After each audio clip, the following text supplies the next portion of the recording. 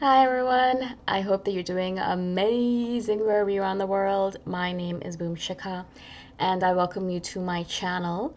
As always, I'm so grateful that you're listening, subscribing, and commenting. I really appreciate the support. And if you're interested in supporting me further, you can do that by going to my Patreon or Ko-fi link. They're both in the description below. In this one, I wanted to speak to you about creativity and my writing. I know that I've been doing a lot more videos on writing than I have in the past because my friend recently told me, you're a writer and that's one of the major things you do with your life, but you never talk about it in one of your most powerful social media channels. I have 11,000 something subscribers and I have never spoken about my writing, not as much as I should, because literally writing is, I would say, 90% of my day or more. I'm always thinking about it. And then I'm thinking about videos like the rest of the time. So that's basically my day. But, or food. Actually, food should be part of it as well. But in general, I wanted to do more videos about this. So if you don't really care about writing that much, obviously you can skip this video completely. I wanted to speak to you guys about my creativity today and how, for the longest time, for decades, I would say 2 decades, one and a half at least, I blocked my creativity completely. I blocked it so much that I can't even believe that I am still here being creative, right? Now, one of the reasons why I blocked my creativity was because of outside pressure, obviously, and my parents didn't understand or believe that my creativity, my writing would ever lead me anywhere good. They didn't believe that I could make money from it, and they wanted me to get a career where it was much more stable, where I would be able to make oodles of money, where I would be able to take care of myself, where I'd be independent. That was one of their main things. They never wanted me to rely on anyone else. Independence was always a big thing for them, especially my mother, because she knows how terrible it is to rely on someone else all the time. And so she always made sure that, go get educated, go get a lot of education, and then go get a really good job, and then make a lot of money, and then be independent, don't rely on anyone. And of course, writing didn't fall into that category of making a lot of money. Becoming a doctor did, becoming an engineer or a lawyer did, becoming something in the IT industry did. But writing never in their hearts or in their minds resulted in something where I would make a lot of money and be independent. So of course there was a lot of pressure from that end. They're like, just become a doctor and then make a lot of money and then you can save up that money and then when you're 50 or 60, then you can start writing. And I was like, all right, fine. And as a child, because I loved them and I wanted to have a harmonious relationship with them, I was like, all right, cool, I'll just go along with them. I'll just write on the side. Now, of course, as life got busy and I got really, really tired because I was working a full-time job and, going to school full-time or working part-time mostly and then going to school full-time, it was just very, very strenuous. It was a very busy life, as it always is for everyone. And I got busy and I didn't think about my writing that much. I was too busy getting nice grades or good grades. I was too busy making money to pay for my school, for my tuition. I was too busy hanging out with friends. I was too busy discovering a new life in university and doing all that. And so it was really interesting to me that, years and years passed by and I did not write a single word. I would journal a little bit here and there whenever I felt like I needed a little bit of support. I was an introvert and I couldn't just go up to someone and be like, I feel terrible. Can I vent to you?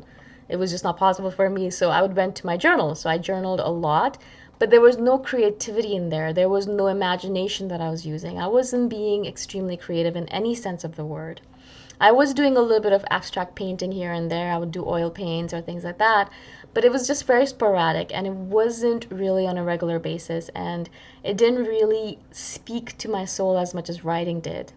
But as I said, I did not write for a long time. I wrote a lot when I was 12, 13, 14, something like that, and then I stopped because school got very busy. And then I didn't write anything at all until my 20s, like late 20s, I would say. As I said, I journaled a little bit here and there, and I dreamt about writing. I thought about writing a lot.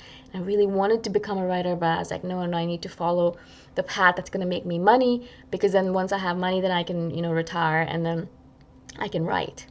Of course, as you guys know, if you've read my story or if you've listened to any of my videos, that things didn't actually work out the way they were meant to, And I just wasn't happy enough in the way that I was doing things, and thankfully, as I've said many times before, I was rejected from med school 3 times. And so I took that as a message from the universe saying, this is not the path for you. I know you worked at it, but this is not for you. Go do something else. And so I was like, all right, cool, I guess I'm not going to become a doctor. Thankfully, I didn't waste years and years and years in school not writing. I'm so grateful for that. And so I didn't do that, of course, but then I was like, well, maybe I can get a master's in marketing and then I can become a marketer, because marketers are creative, right? They do creative things, I think. And I confuse marketing with advertising, because I think advertising is very creative, but marketing, not so much. It's okay, it's not that creative. So then I try to, block my creativity or move my creativity or divert it into marketing. And again, it didn't work out that way either, because I would get a job in marketing and I'd be so bored and I would not like it at all. And I would sabotage it somehow, get fired or quit it or leave. I'd save up money, I'd go traveling, because I was like, oh, what should I do? I don't like these jobs, they're not fun for me. And then eventually, I've told you guys this before, I read the book The War of Art by Stephen Pressfield. It's obviously a play on words on The Art of War by Sun Tzu. And so it's about how there is a constant war on art. It's always against us. There is a war of resistance. Resistance is always coming against us and trying to prevent us from being creative. It's constantly coming against us and trying to prevent us from following our heart, from following our path, the path that's meant for the evolution of our soul. And that's exactly what I was doing to myself. So when I read the book, and I've said this before, it was in April 2016. I read it on a Saturday, and I quit my job on the Monday after, because I knew that I was basically sabotaging myself. I could not do that path anymore. I was wasting my time with it.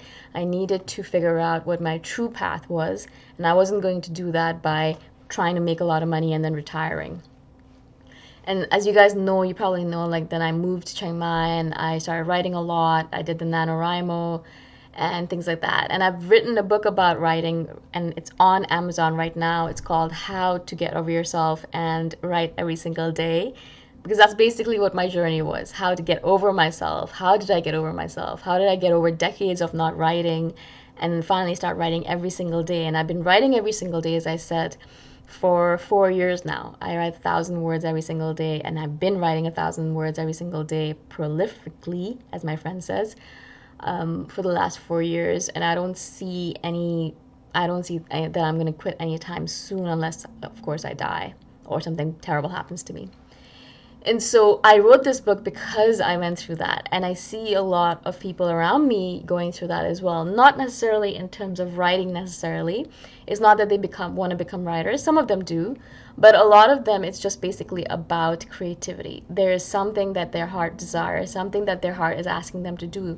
Their heart wants to follow a certain path. It's their soul's desire. It's their soul's path. But of course, instead of following that path, we sabotage ourselves, and we go and we let resistance take us in the wrong direction. We keep on finding different ways to not live our true path, just like I did. I tried this and I tried that, and I was like, all right, let me try med school. No, it didn't work out. Okay, let me try marketing. Oh, no, it didn't work out. Let me try something else. And I tried 1,000 different things because I was constantly trying to figure out what it was, whereas I always knew deep down that that's what I wanted to do, is writing. Now that I'm writing, I'm not searching anymore. It's not like when I was in the past, when I was younger and I didn't write as much. I was like a chicken with its head cut off. I would like constantly be searching. I was like not able to sit still. I was constantly anxious. I literally had so much anxiety in my body, and I was not able to. I would constantly be moving my leg or tapping my fingers or twitching in some way, because it was just like there was this desire in me to find that path, to go live that path. But I could not do it. And because I couldn't, there was all this anxious, nervous, restless energy within me. But now I feel like I am a billion times calmer, and I don't rush off into different things. I'm not trying 100 different things all the time. I'm not looking for something. I'm not searching for something. I know what it is. I've found it and I'm living it. Right? And so there's a level of calmness and a level of non-anxiety that has been introduced into me, my body, my spirit, because I'm living my path. And it's a complete difference, guys, from the way I was, guys and gals, from the way I was in the past when I was completely not living my path. It's a night and day difference. It's so different that I can't even explain to you how it is.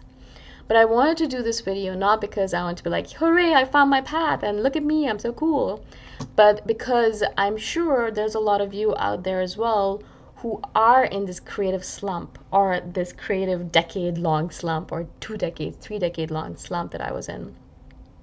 Maybe you are in the same spot where you know perhaps what you want to do, but you're not doing it, or you have no idea what your soul wants to do and you're not doing it, or you never want to find out because you're so afraid of what your soul wants to do.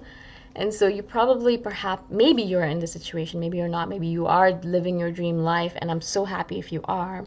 But I wanted to share my journey because if I can do it, if I can find my path after decades of not living it, then I can assure you that you can as well. Absolutely you can.